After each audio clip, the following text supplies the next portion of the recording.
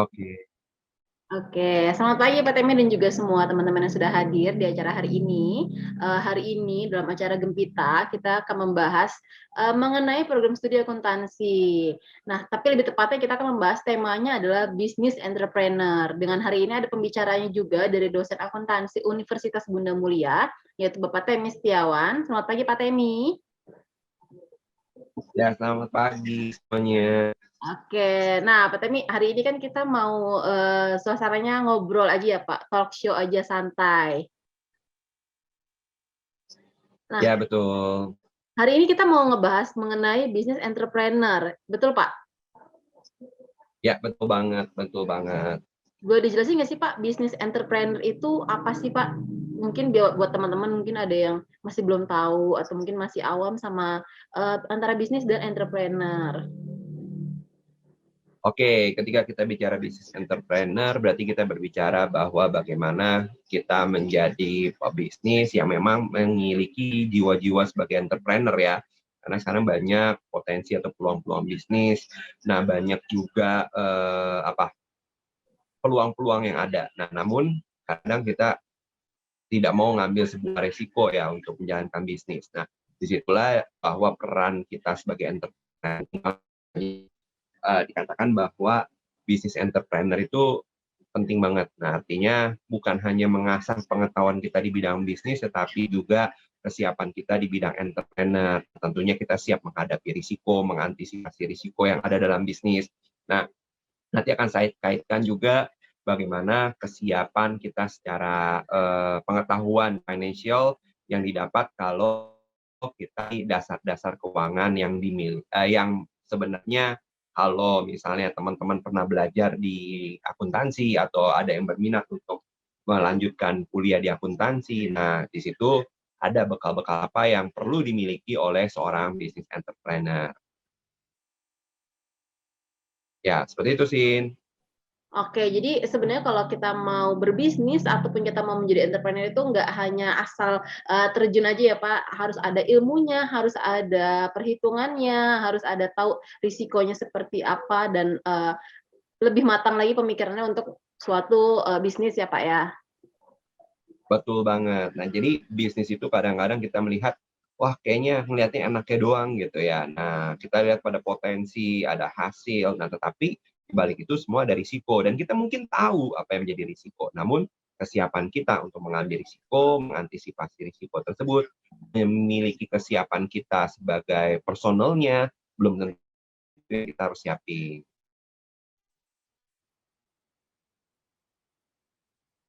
Risiko tadi kan Bapak Temi sudah menyebutkan ada resiko-resikonya. Apa aja sih Pak emang resikonya Pak yang harus dihadapin kalau misalkan mau menjadi seorang bisnismen atau entrepreneur? Ya, tentunya pasti banyak ya, dari risiko pasar, ada risiko operasional, kemudian risiko keuangan dalam arti kesiapan kita untuk memiliki modal, menginvestasikan, ataupun ketika investasi tersebut gagal. Nah, kadang-kadang persiapan secara keuangan, yaitu di mana investasi yang kita tanamkan itu memiliki risiko yang lebih terbatas, dan juga bisa dalam operasional kita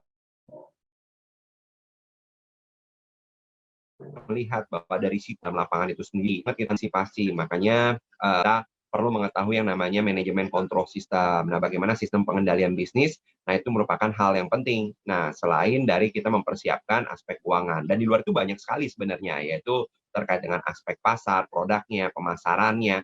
Namun itu mungkin di luar kajian kita hari ini, karena bukan berarti tidak penting, tetapi harus dipahami satu persatu. Nah, pada kesempatan ini mungkin kita akan membahas lebih kepada aspek kesiapan secara keuangan. Nah, tapi nanti secara global awalnya saya akan menjelaskan loh bahwa karakter-karakter entrepreneur itu ada pada kalian, yaitu sebagai generasi Z saat ini ya, atau mungkin ada sebagian generasi milenial ya, kita sebut kadang-kadang generasi Z itu mix dengan milenial. Nah, itu ada di dalam kita nih sekarang, yaitu potensi kita yang mungkin sekarang terbuka dengan peluang teknologi, kemudian kita orang yang cenderung untuk mobile, yang multitasking. Nah, kita itu sebenarnya sudah siap ke arah sana. Nah, disitulah kita mau mengasah atau berbicara terkait dengan aspek-aspek di keuangan dan kesiapan kita. Itu sih yang akan kita bahas hari ini. Oke, jadi itu adalah poin-poin yang akan dibahas dari hari ini ya Pak ya? Betul. Oke, nah hari ini, Pak Timi mau membahas, mau membahas melalui, talk show, mau kita ngobrol aja Pak, atau mau pakai, penjelasan yang lain Pak? Ada media lain Pak? Mungkin saya ada PPT sih, tapi kalau memang misalnya, oke lah kita coba pakai PPT aja ya. Oke, Boleh. ya generasi milenial dan juga bagaimana, persiapan kita di program studi akuntansi apabila teman-teman berniat untuk mengambil program studi akuntansi nantinya ya. Nah, generasi milenial dan bisnis digital. Nah, kita biasanya angkat ini topik dalam arti bisnis, entrepreneur. Nah, ini perkenalan saya, ya, nama saya Temi Setiawan. Nah, saya salah seorang dosen profesional juga di bidang akuntansi keuangan dan penulis. Nah, tentunya pada kesempatan ini saya memperkenalkan sebagai dosen tetap di program studi akuntansi Universitas Bunda Mulia dan juga praktisi di bidang akuntansi dan manajemen, penulis beberapa buku yaitu buku akuntansi juga dan manajemen. Umumnya judul buku saya semuanya berjudul Mahir Akuntansi ya, cuman serinya aja yang berbeda-beda, tipenya aja yang berbeda-beda.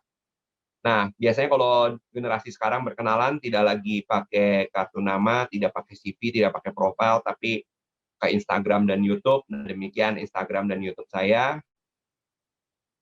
Nah, ketika kita bicara generasi milenial ini, saya katakan dalam bisnis entrepreneur, sebenarnya jiwa-jiwa entrepreneur itu dengan perubahan sekarang teknologi dan budaya itu berubah sekali ya. Di sini kita lihat bahwa generasi milenial itu generasi yang lahir di awal tahun 80 sampai awal 2000. Nah, kalau generasi Z dilanjutkan setelah itu. Nah, kadang-kadang beberapa referensi menjelaskan bahwa generasi Z itu pun masih masuk dalam generasi milenial akhir gitu kan. Nah, di sini beberapa ciri yang mungkin, teman-teman bisa coba cek pada diri sendiri, bener gak sih ya generasi, Z atau milenial itu seperti ini, dipengaruhi teknologi dan internet itu udah pasti banget. Nah, saat ini teknologi dan internet itu banyak mendominasi kehidupan kita gitu ya. Nah, kita nggak ada WiFi aja kita udah khawatir nih. Nah, nggak ada handphone aja kita buru-buru balik gitu ya, karena nanti akan garing banget kalau kita pergi nggak pakai handphone, teman-teman pada pegang handphonenya, kita lupa bawa gitu ya. Nah, itu salah satunya optimis, percaya diri bahwa mereka spesial. Nah, ini kadang-kadang yang merupakan, hal yang penting dan kalau saya biasanya berbicara dengan klien-klien saya selalu bilang gini, dalam 5 tahun, 10 tahun ke depan kita harus merubah budaya kerja kantor kita. Kenapa? Karena generasi Z pada akan masuk ke dalam kantor-kantor kita. Mereka itu adalah generasi yang mengambil risiko sebenarnya. Mereka adalah generasi yang, pengen diapresiasi. Nah, sehingga mereka itu spesial. Mereka merasa bahwa diri mereka itu punya pembeda dengan yang lain. Cara kerja mereka adalah cara kerja yang baik gitu ya, yang terbaik gitu kan bahkan.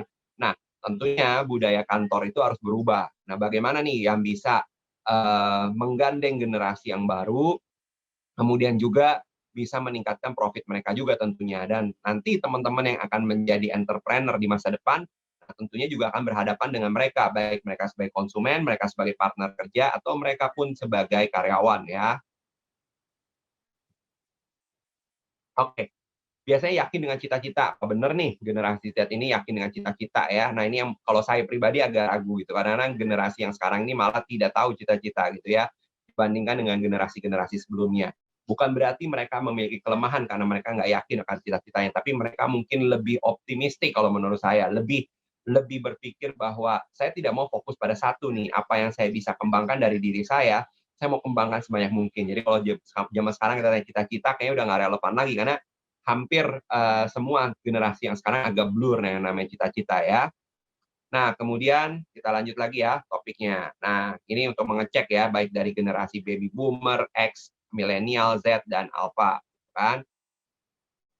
Nah, ini biasanya tentang cek bener gak sih kita masuk dalam generasi milenial atau generasi Z ya. Nah, tapi karena kita terbatas nih orangnya di sini, nggak apa-apa, saya akan coba explain aja sambil skip ya. Nah, di sini biasa saya kasih paparan nih, masih kenal nggak sih permainan-permainan seperti ini? Nah, mungkin kalau dulu, zamannya saya bahkan, pernah main. Nah, coba mungkin Cynthia aja deh yang saya boleh ajak ngobrol, Sin. Pernah lihat nggak permainan apa yang di sebelah kiri nih? Pasti kamu nggak pernah tahu deh harusnya. Ini aku main semua nih, Pak. Ini kalau yang di buku ini kayak main ala sepak bola. Ya, ya. Saya masih Berarti kita merasakan seumur semua, loh, Pak. Sin. Hati-hati loh. Ya, berarti kita seumur loh ya. Nggak apa-apa, Pak. Ya, Yang karena penting masih muda, nggak Pak. apa-apa ya.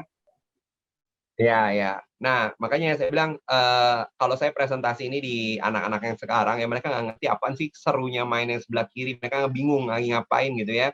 Padahal itu lagi main sepak bola gitu kan. Nah, sepak bola di atas kertas.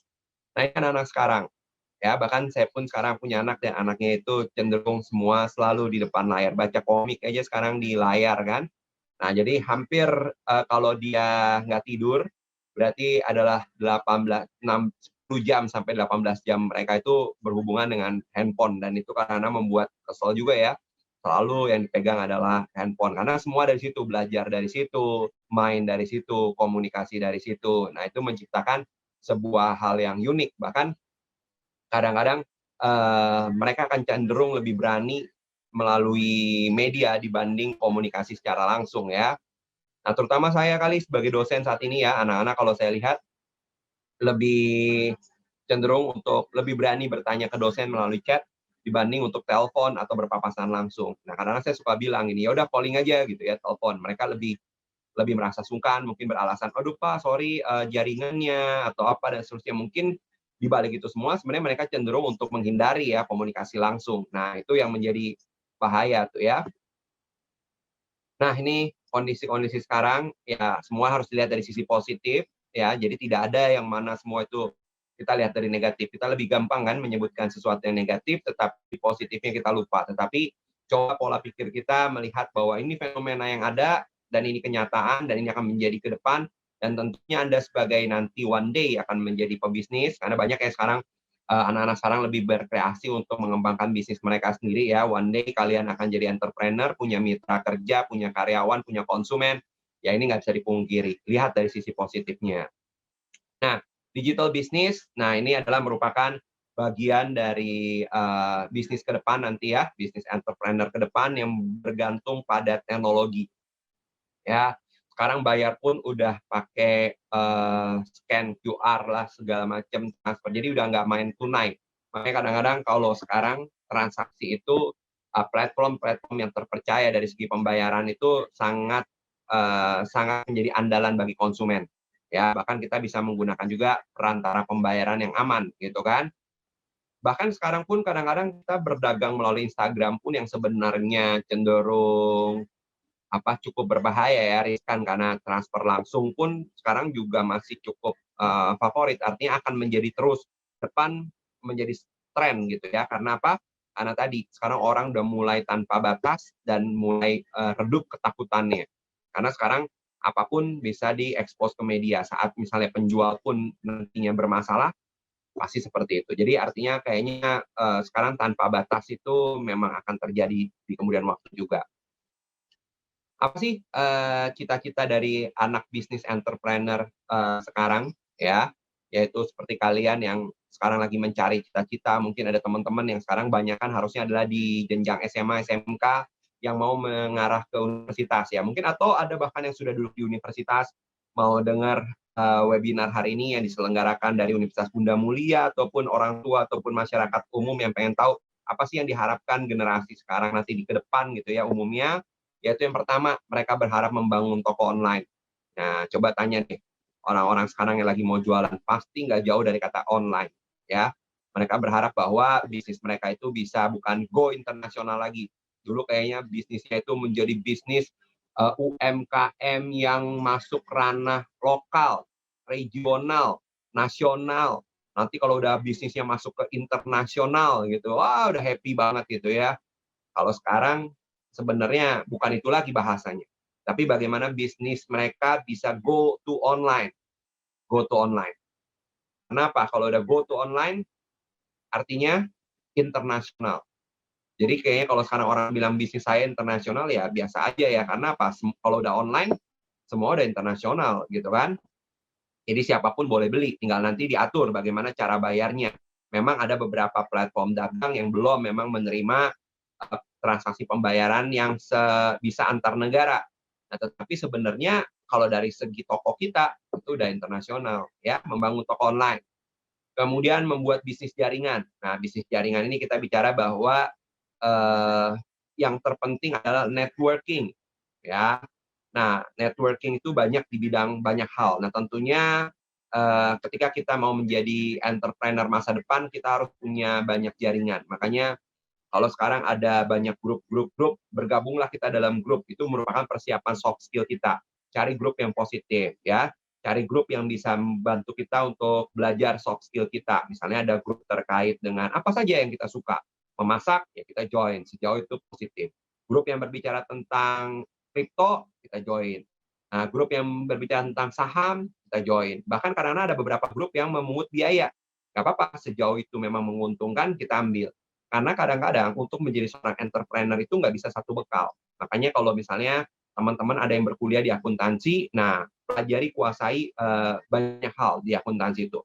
Mencakup bagaimana keuangan, bagaimana penghitungan biaya, pengendalian internal, ada pajaknya, ada pemeriksaannya. Jadi kalau kuliah di akuntansi itu sebenarnya sudah mencakup semuanya. Sampai di ilmu manajemen pun kita pelajari ya, keuangan, pemasaran, dan seterusnya.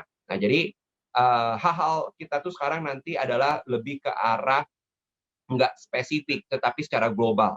Maka itulah ketika kita mau jadi entrepreneur itu nggak bisa cuma kita mau jadi entrepreneur di bidang kuliner, tapi kita nggak mau lihat-lihat bidang lain, nggak bisa. Kadang-kadang kita akan masuk grup bagaimana untuk mengelola sosial media. Nah, karena kita akan memasarkan produk kita, bukan hanya grup masaknya doang. Nah, bagaimana grup mengelola keuangan dan seterusnya. Nah, join di situ ya. Kemudian menjadi YouTuber atau influencer.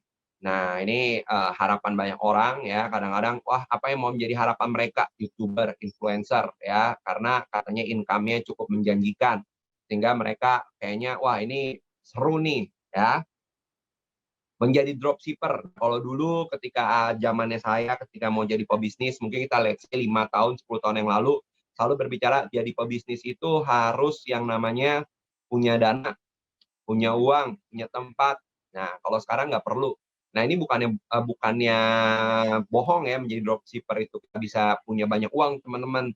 Nah, kadang-kadang saya pernah menjadi konsultan salah satu bisnis yang memang sebenarnya awalnya nggak dropshipper, mereka punya produk dan barang sendiri. Tapi lama-kelamaan dengan taruh barang yang menumpuk, mereka merasa kewalahan karena mereka mencoba membuka toko online-nya dengan multi produk.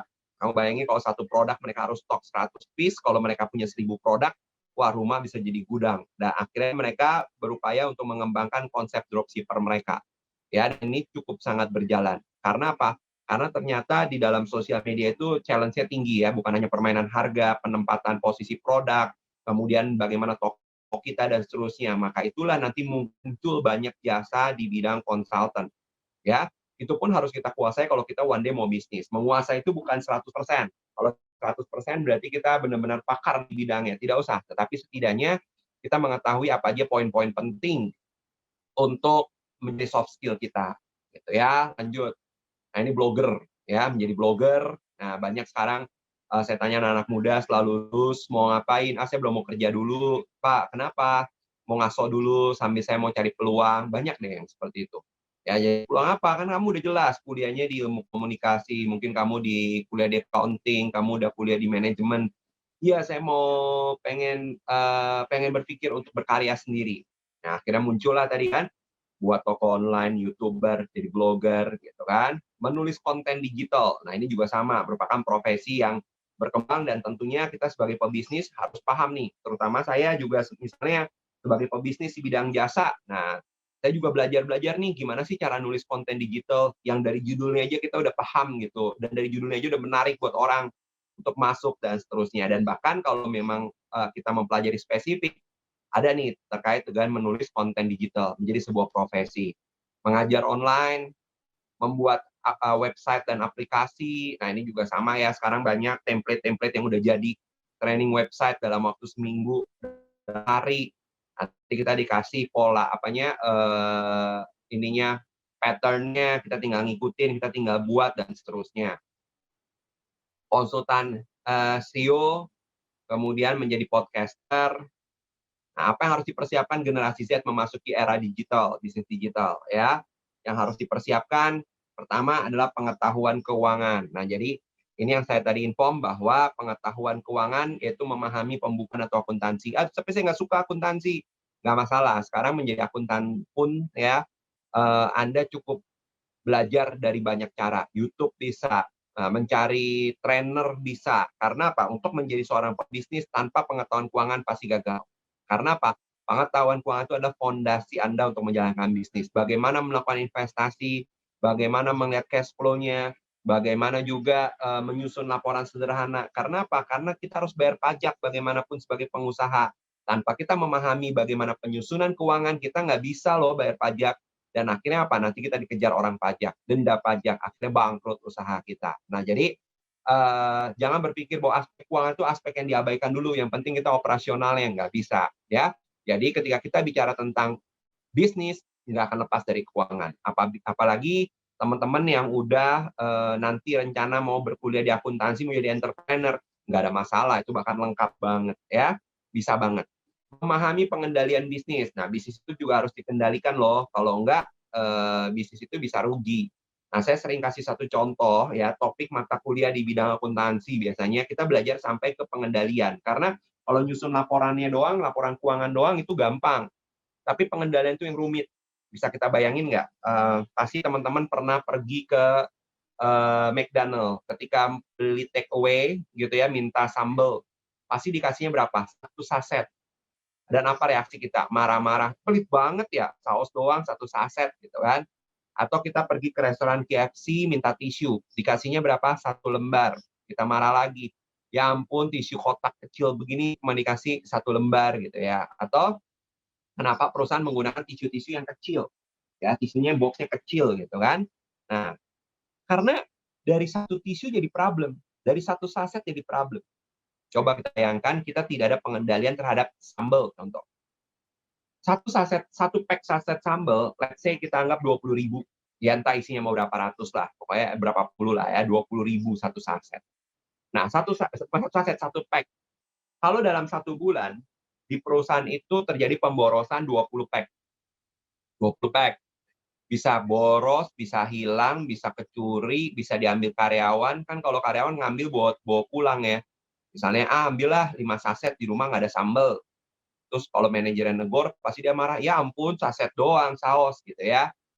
Nah, kita bayangkan sekarang 5 saset, berarti satu orang gitu ya. Anggaplah satu hari itu terjadi pemborosan satu pack. Satu pack 20.000. 20.000 kalau 1 bulan itu 20 hari, berarti sudah 400.000. Ya, 400.000.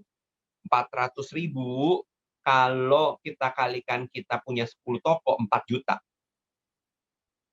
4 juta untuk sasetnya doang loh, satu pack hilang. Sehari 20. Berarti 4 juta kita kalikan dengan 1 tahun 50 juta. Kalau terjadi juga pada tisu hal yang sama, berarti 100 juta. Berarti 1 tahun untuk saus dan untuk tisu kita udah rugi 1 mobil. Wow, banget. Nah, itulah sebabnya kebayang ya kalau kita punya usaha tanpa pengendalian itu hal yang sederhana loh. Gimana kalau di Pizza Hut, kenapa sih logo daripada saus sambalnya pakai logo pizza?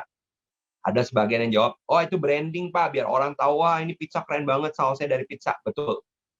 Selain itu adalah memberikan efek moral ketika ada karyawan mungkin yang mengambil dan menjual kembali. Nah, itu problem. Dan itu berupaya untuk mencegah. Kebayang ya kalau satu botol saus sambal itu kan nggak mungkin cuma 10.000 ya. Mungkin let's say lah murahnya 15.000.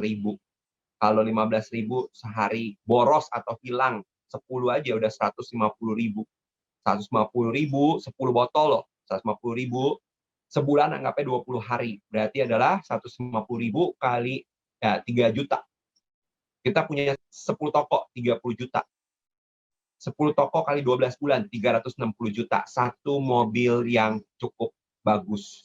300 juta hilang karena botol saus. Padahal kalau sehari hilang beberapa botol, kita mungkin nggak berasa kalau cuma 10. Kenapa? Itu sehari, ya 15.000 tadi kan saya bilang ya. Nah, 10, 150.000. Itu nggak berasa. Kenapa? Orang ngambil, habis, boros, tumpah, hilang. Wah, nggak kerasa, tapi kalau 1 tahun jadi mobil, hanya dari botol saus. Itu kita pelajari loh, bagaimana kita mengendalikan sebuah bisnis ya. Memahami investasi, risiko, dan pengelola keuangan juga ada di eee, akuntansi sebenarnya. Kalau misalnya teman-teman nggak ambil akuntansi gimana?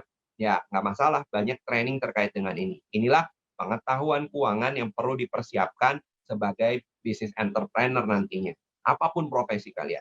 Walaupun Anda bergerak di bidang jasa, menjadi apa, menjadi dropshipper, ya, menjadi konsultan. Nah, itu perlu terkait dengan hal-hal ini.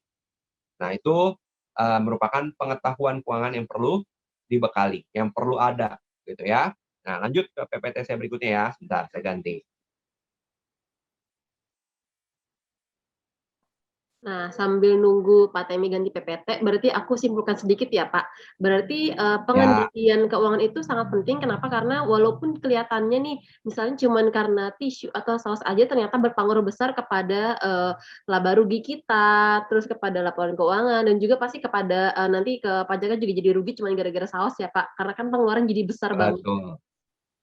Ya, mungkin, ya sebentar, mungkin coba ya, saya ilustrasikan lagi nih, mohon maaf nih, misalnya Cynthia nih. Sin, misalnya ya, contohnya bisnis jasa di kampus, kami ya, kami berasal dari kampus Universitas Bunda Mulia ya. Nah, pasti teman-teman ya mungkin kita punya barang, ada pen, notebook, betul ya? Dan itu mungkin kalau teman-teman yang hari ini join dan ada keaktifan mungkin bisa nanti dapat loh dari Bunda Mulia ya. Oke. Nah, itu coba saya tanya kayak pen, notebook, mereka mengontrol nggak, Kak Cynthia? Kontrol banget, Pak, karena Pasti ada dong. pasti. Ya, berapa notebook yang dikeluarkan, berapa goodie bag yang dikeluarkan. Padahal sebenarnya kalau kita pikir, ya ampun pen doang loh, goodie bag doang kan isinya notebook. Tapi kenapa sih perlu dikendalikan? Karena tadi, bayangkan loh kalau satu pack itu misalnya isinya 30.000 cost-nya, nah 100 piece aja udah 30 juta. Kalau 30.000 ya tadi ya, 30.000 itu kan murah ya 30.000 ya sebenarnya ya. Tapi kalau udah dikalikan 100 yang tidak terkontrol, itu 30 juta kita bisa beli laptop kantor banyak gitu ya. Nah, artinya itu merupakan salah satu pengendalian dan itu sebenarnya merupakan salah satu pembahasan di dalam mata kuliah kalau kita ngambil di akuntansi. Nah, mudah-mudahan sekiranya saya diperkenankan menceritakan sedikit tentang program studi akuntansi di Universitas Bunda Mulia.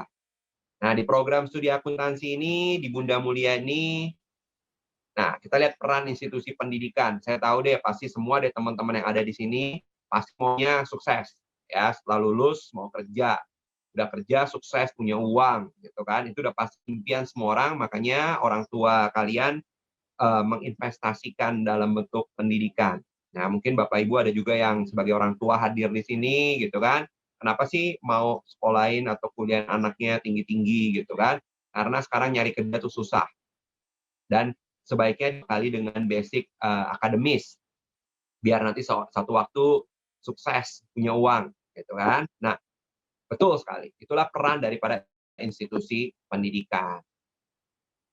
Terus akuntan milenial di era saat ini nih, ya, di era MEA di sini ya, bahwa akuntan milenial itu pengennya jadi apa aja. Pertama, bisnis analis di bidang jasa. Ya, sebenarnya menjadi bisnis analis itu seru karena segala macam keilmuan tuh perlu. Ya kayak tadi, perlu pengetahuan keuangan, audit, perpajakan, manajemen, human resource, keuangan. Nah, itu ada semua. Kemudian yang kedua, konsultan, baik di bidang konsultan pajak, konsultan keuangan, konsultan manajemen, atau bahkan entrepreneur, ya, entrepreneur.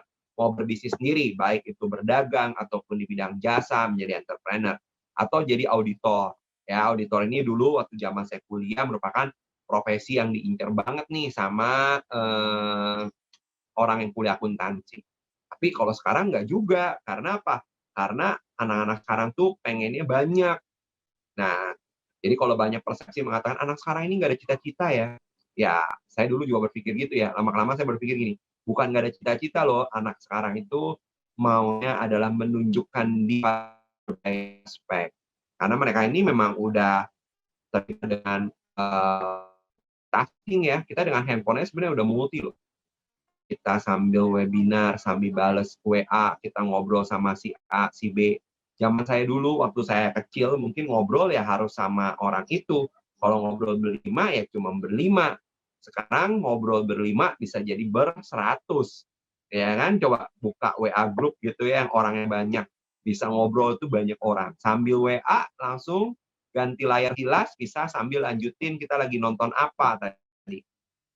Kita sambil cari langsung, wah teman saya ngomong ini, saya nggak ngerti nih. Langsung buka Google. Wah teman ngajakin makan, langsung buka Google Map. Gitu kan. Langsung browse menunya, lihat di IG berapa.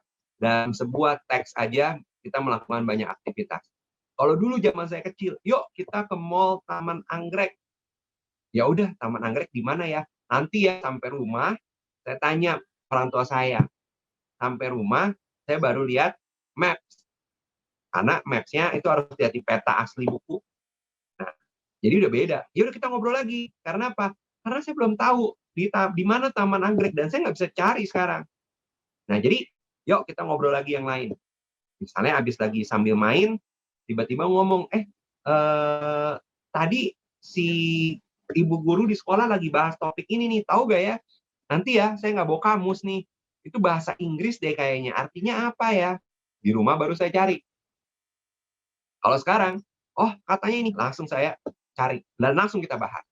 Nah, itu sih sebenarnya salah satu yang mendorong bahwa bukan tidak ada cita-cita, tetapi kita mau segala hal. Termasuk tadi, kalau kita jadi bisnis analis, kita mau sekalian jadi auditor, kita mau sekalian jadi konsultan, kita entrepreneur juga. Nah, kalau akuntansi di Bunda Mulia ini ada beberapa keunggulan. Yang pertama adalah sistem pembelajaran kita paket. Jadi sebenarnya di UBM ini memfasilitasi kita untuk cepat lulus. Nah, teman-teman kan mau segera berkarya tadi ya. Ada yang konsultan, mau jadi pebisnis langsung, mau jadi konsultan, apalagi ya penjual ya, pebisnis online dan seterusnya. Nah, biar cepat di UBM ini ada sistem pembelajaran paket. Nah, artinya mahasiswa terpantau untuk mata kuliah apa yang mereka harus ambil. Tidak perlu rebutan mata kuliah. Kalau ada di beberapa kampus, kita harus rebutan nih untuk kelas akuntansi dasar yang dibuka terbatas. Kelas pajak dibuka terbatas. Jadi kalau kita nggak sempat ambil, kita harus ambil semester depan. Dan itu akhirnya menghambat kita kuliah. Kalau di Bunda Mulia, kita sudah pembelajaran paket, tidak mungkin terhambat. Pasti sesuai program. Jadi bisa lulus 3,5 sampai 4 tahun. Kurikulumnya kita selalu adjust. Nah, setiap 3 tahun kita adjust sesuai dengan kebutuhan industri. Jadi nggak mungkin kurikulum ya, karena pada saat kita mau update, ada diskusi dengan praktisi, diskusi dengan akademisi senior. Kemudian kita ada group discussion ya, tentang apa saja yang harus di-adjust dari mata kuliah dan kontennya. Kerjasama dengan industri, nah itu baik secara program studi atau institusi di Universitas Bunda Mulia punya banyak kerjasama dengan industri yang mana bisa mengakomodir dalam berbagai kegiatan-kegiatan mahasiswa sampai dengan pencarian kerja. Nah, kegiatan penunjang beragam seperti kuliah umum ya, seminar dan kuliah umum dan juga kunjungan industri. Nah, seminar dan kuliah umum kalau nggak di masa pandemi kita pasti rutin menyelenggarakan 2 kali seminar dan kuliah umum. Nah, sekarang webinar dan kunjungan industri. Nah, seperti itu mengenai akuntansi di Bunda Mulia ini berbagai prestasi-prestasi ya. Oke. Kemudian kalau info terkait dengan program studi akuntansi di Bunda Mulia bisa masuk ke UBM terus slash akuntansi. Mudah-mudahan paparan dari saya bisa dapat dipahami, memotivasi teman-teman untuk menjadi apapun ya. Jadi apapun, profesi akuntansi bukan profesi yang sifatnya kaku, tetapi ini adalah kemampuan teknis yang harus Anda miliki dalam mengelola bisnis. Nah, jadi saya yakin bahwa sebagian besar daripada teman-teman selain pengen berkarir, juga pengen berentrepreneur. Nah, tentunya pesan dari saya, garis bawahi adalah tidak boleh mengabaikan skill financial kamu. Nah, mulailah dari memahami secara dasar. Itu kuncinya. Ya, tapi bagi teman-teman yang mau kuliah akuntansi, jangan berkarir, tetapi coba berpikir bagaimana Anda mengisi sendiri. Kalau punya keahlian di bidang accounting, jadilah konsultan, jadilah bisnis analis, jadilah entrepreneur jasa yang bisa memberikan solusi bagi pihak. Mudah-mudahan di masa mendatang, bisnis mikro bisa semakin berkembang dan kalian bisa menjadi bagian dalam mensupport perekonomian nasional. Ya, Oke, terima kasih. Saya kembalikan lagi kepada MC-nya hari ini, Cynthia. Silakan. Oke, terima kasih banyak Pak Temi untuk paparannya. Nah, jadi dari yang tadi Pak Temi di materi sebelumnya menjelaskan mengenai peluang karir apa aja sih yang bisa disupport dari akuntansi ya Pak ya. Jadi akuntansi itu mungkin anak-anak milenial atau Gen Z, Gen Y sekarang pekerjaan impiannya kalau dulu mungkin orang ada yang bilang pengen jadi PNS, pengen jadi officer. Tapi kalau sekarang pola pikirnya udah berubah. Anak-anak sekarang mungkin kalau ditanya cita-citanya pengen jadi apa sih nanti kalau udah lulus SMA atau lulus kuliah?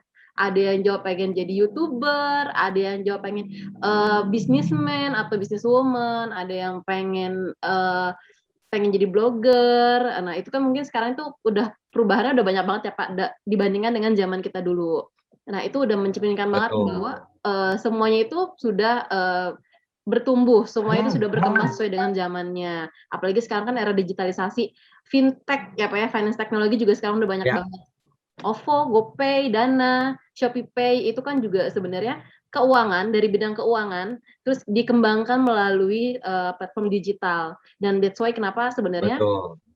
keuangan itu sangat diperlukan karena nggak cuma hal-hal besar aja yang perlu kita pikirkan dengan matang melalui perhitungan bahkan hal-hal kecil pun kayak kalau misalkan mau jadi bisnis mau jadi entrepreneur semua harus kita perhitungkan modal kita berapa harga pokok penjualan kita berapa terus harga jual kita berapa profit kita berapa seperti itu ya Pak Temi jadi nggak cuma asal jualan asal cuan.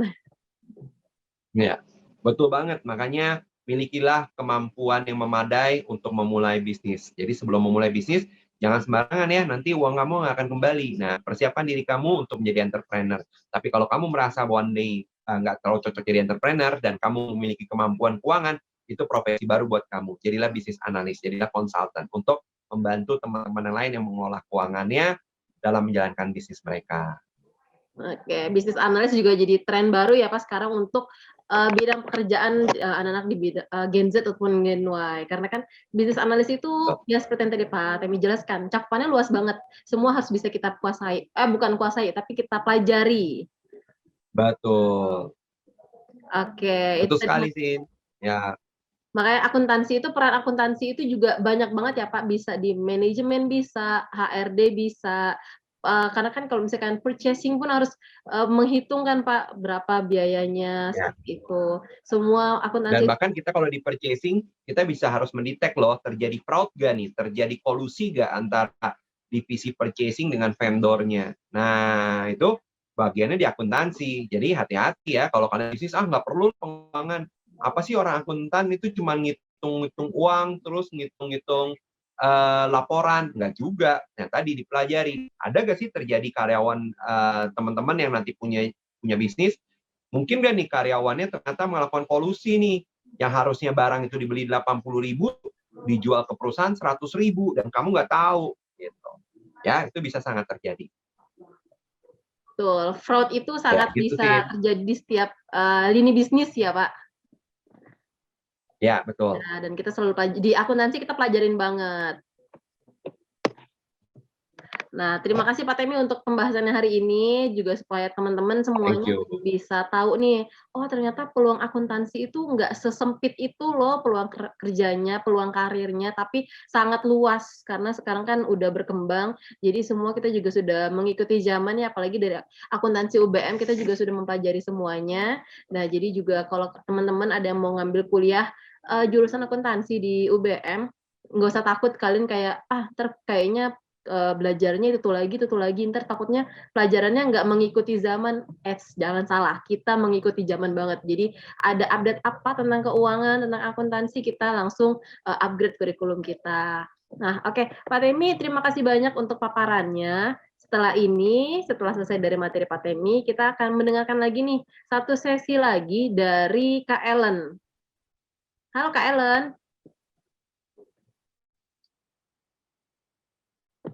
Halo.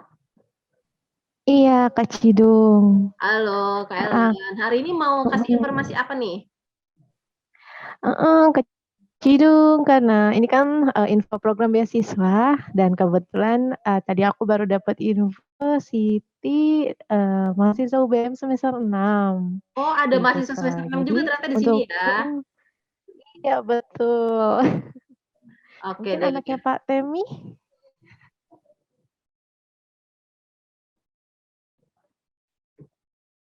Siti Nur Asiah.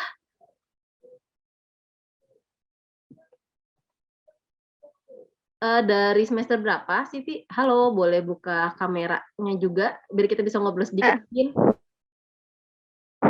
halo, selamat pagi. Halo, Siti semester berapa nih? Saya semester 6. Maaf, nggak bisa buka untuk kameranya. Oke, nggak apa-apa. Semester Jadi ini tuh saya dapat dari Instagram kan ya. Saya pikir di sini bakalan ada jelasin mengenai banyak materi tentang entrepreneur. Jadi saya tertarik. Jadi saya coba gabung aja. Ternyata partisipannya sedikit. Saya kira itu banyak.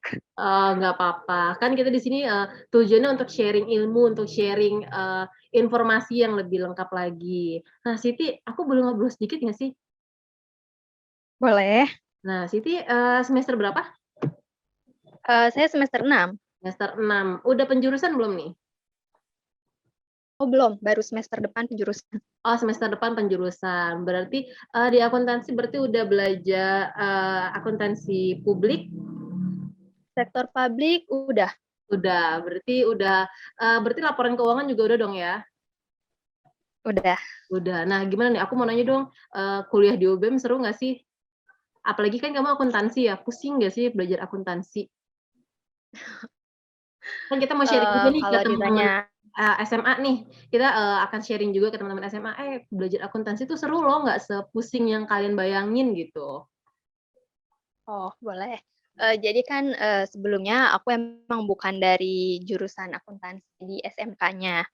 Jadi benar-benar pas masuk UBM, mutusin masuk akuntansi itu aku benar-benar nol, nggak ada dasar sama sekali. Tapi pas di awal masuk itu dari pihak prodinya sendiri udah kayak kasih informasi untuk teman-teman yang benar-benar nol itu jangan takut karena benar-benar di UBM itu diajarin dari awal dan ternyata itu benar banget. Aku untuk akuntansi prinsip 1 dan prinsip 2-nya itu benar-benar bisa ngerti dengan apa yang dijelasin sama dosen-dosennya. Kurang lebih seperti itu sih. Oke, berarti emang di UBM tuh dibimbing dari nol banget ya. Jadi kamu nggak merasa tertinggal sama teman-teman mungkin yang ada dari SMK akuntansi atau mungkin ada yang dari jurusan yang selinir sama akuntansi, kamu nggak merasa ketinggalan. Iya, betul. Nah, terus kalau kamu rencananya nih semester depan kan udah penjurusannya. Nah, kamu rencananya mau ngambil jurusan apa sih? Ada yang udah kamu tertarik nggak nih? Ada sih sebenarnya aku mau ambilnya untuk semester depan itu pajak. Wah, pajak. Seru nih pasti pajak karena banyak Iya. hal-hal tax itu kan ada tax planning, ada tax avoidance. Iya, betul. Nah, kamu suka banget sama pajak karena gampang kan untuk ini nggak menyesuaikan nggak? Karena kan tadi kamu bilang kamu bukan dari yang selinir sama akuntansi. Berarti kan pajak juga benar-benar baru denger nih pada saat kuliah, baru tahu banget pada saat kuliah. Sebenarnya kalau dibilang baru tahu sih enggak ya Kak, karena aku untuk ambil kuliah juga karena untuk menyesuaikan sama pekerjaan aku. Dan pekerjaan aku sendiri di bagian accounting dan pegang pajak. Makanya aku pikir kayaknya aku harus lanjut untuk kuliah gitu. Ambilnya apa nih yang bisa mendukung pekerjaan aku. Makanya aku ambil UBM akuntansi dengan peminatannya pajak. Oh, membantu kamu untuk di bidang pekerjaan ya supaya lebih lancar lagi. Iya, betul. Oke deh Siti. Terima kasih Siti udah mau ngobrol bareng sama aku, udah ngobrol bareng sama kita semua, udah mau kasih sedikit juga apa ya, testimoninya nih mengenai perkuliahan di UBM. Semoga lancar ya Siti perkuliahannya dan tahun depannya juga lebih lancar lagi dan bisa tatap muka ya sama Pak Temi. Udah berapa lama nih kita online terus belajarnya ya? Iya, udah lama banget. Iya, kangen ya kalau di kelas gitu rame, belajar kelompok, ke perpustakaan. Iya, betul. Meskipun buat kelas malam susah ya untuk harus ke perpustakaan atau apa karena suka udah tutup. Oh, oke deh. Kamu kelas malam ya? Iya, iya Oke. betul. Nggak apa-apa deh kalau gitu. Semoga lancar terus perkuliahannya Siti. Terima kasih. Terima kasih. Nah, oke teman-teman, hari ini karena pemaparan dari Pak Temi juga sudah selesai, sudah cukup jelas semuanya, dan juga informasi dari UBM akan kita sampaikan lagi nanti. Untuk sekarang kita akan tutup dulu sesi ini. Terima kasih untuk semua yang sudah hadir di dalam ruang Zoom ini. Maka, saya ucapkan terima kasih dan selamat siang. Sampai jumpa kembali.